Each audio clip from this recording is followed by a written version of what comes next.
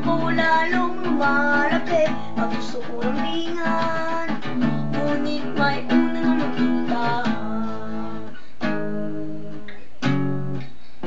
Ang almusal ay sigawan, ang hapunan natin ay tapuhan. Ang merienda, pagdududa, pero mahal kita, wala nang hahanapin pang iba. Kaya kong mag-iis